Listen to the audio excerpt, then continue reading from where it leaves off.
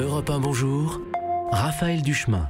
Les associations d'aide aux migrants sont invitées à Matignon aujourd'hui. Que vont-elles dire au Premier ministre? Bonjour Pierre-Henri. Bonjour. Directeur général de France Terre d'Asile. Merci d'être avec nous sur Europe 1 ce matin. Vous avez eu entre les mains, je crois, le projet sur l'immigration et l'asile que prépare le gouvernement. En tout cas, la trame, les grandes lignes. Vous en pensez quoi de la philosophie générale de ce texte? Oui, nous n'avons pas eu le projet. Nous avons eu un document de synthèse de 4 pages qu'a bien voulu vous transmettre qu'a bien voulu hier nous transmettre le secrétariat du Premier ministre et qui donne la philosophie générale du texte.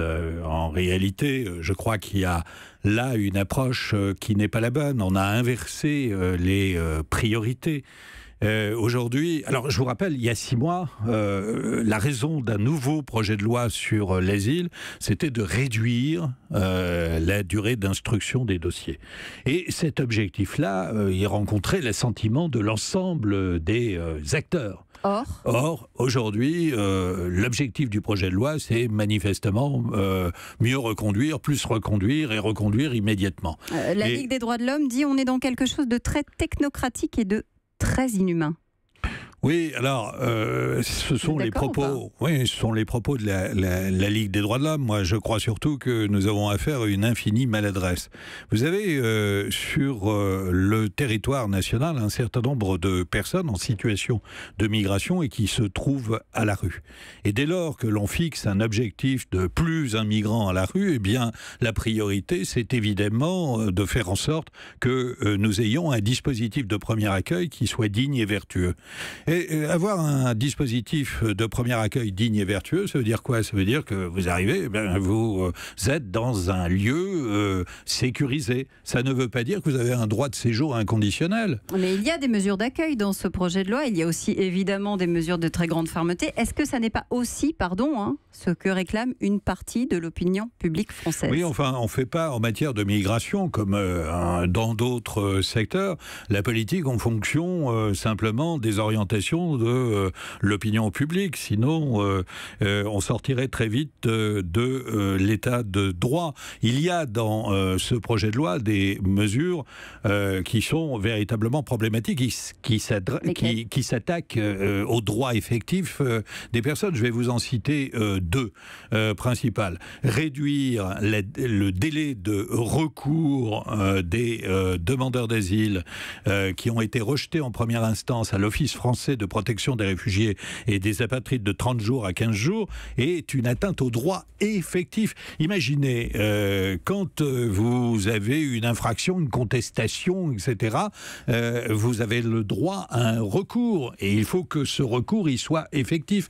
Eh bien, réduire de 30 à 15 jours ce délai est une atteinte aux droits fondamentaux des demandeurs d'asile pour remplir leur recours. Deuxième élément, il y a dans ce projet de loi un allongement de la durée de rétention possible. Il passe à 90 jours. Oui, voire à 105 jours dans certaines conditions. Et nous disons que c'est là une mesure totalement inutile. Et pourquoi je dis cela et nous disons cela? Eh bien, tout simplement parce que 90% des personnes qui sont placées en rétention sont éloignées au bout de 12 jours de rétention. Dès lors, cette mesure, elle est inutile, elle apparaît comme punitive et elle est extrêmement onéreuse et elle va mobiliser des forces de police qui ont autre chose à faire. Pierre-Henri, vous aviez claqué avec les autres associations l'apport du ministère de l'Intérieur au mois de décembre parce qu'une circulaire a été prise le 12 pour envoyer des équipes mobiles dans les centres d'accueil d'urgence, contrôler la situation des personnes hébergées. Or, ce volet n'est pas dans le texte qui va vous être soumis aujourd'hui. Vous allez, avec 25 autres associations, demander au Conseil d'État de prendre une décision sur cette question, un recours déposé ce matin. Oui, il y a un recours qui est déposé contre cette circulaire, là aussi, qui est d'une infinie maladresse. Enfin, il faut quand même avoir en tête la situation. Vous parlez de maladresse ? Mais bien évidemment que c'est une maladresse. Ça fait des années que les pouvoirs publics demandent aux associations, et depuis notamment le début de la crise migratoire, de mettre les migrants à l'abri dans des centres d'hébergement d'urgence. et de demander, les pouvoirs publics ont demandé aux associations de les aider à régler cette situation. Puis voilà que d'un seul coup, le gouvernement dit mais nous allons aller faire des contrôles dans ces centres d'hébergement d'urgence et vous allez, travailleurs sociaux, nous donner les noms des personnes et notamment celles qui sont en situation irrégulière. C'est un tri. De fait, c'est un tri. Or, je rappelle que l'hébergement, il est inconditionnel.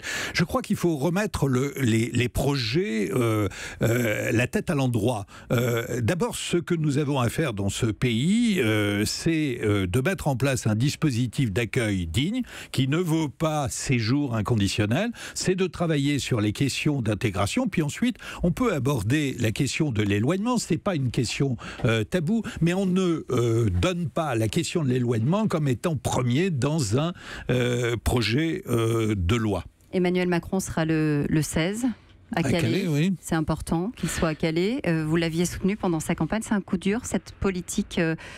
Patrick Veil, l'historien spécialiste de l'immigration, disait sur Europe 1 il y a quelques semaines de ça, jamais aucun gouvernement n'a osé aller jusque-là. C'est vrai ? Oui, alors moi je veux pas avoir de mots définitifs. Il y a les propos du chef de l'État qui sont plutôt volontaristes en matière de politique d'asile. Il a raison de dire que nous devons tout faire pour respecter cette tradition séculaire de l'asile et mettre en place des mesures. Mais voilà, sur le terrain, les choses ne se passe pas exactement comme il a l'air de vouloir qu'elles se passent. Et donc, j'invite le gouvernement à se mettre en ligne avec les propos du chef de l'État. Sinon, une fois de plus, nous aurons un grand écart qui, en réalité, fait douter véritablement de la politique. On verra effectivement ce que va faire le gouvernement. Merci Pierre-Henri d'avoir été avec nous sur Europe 1. Europe 1.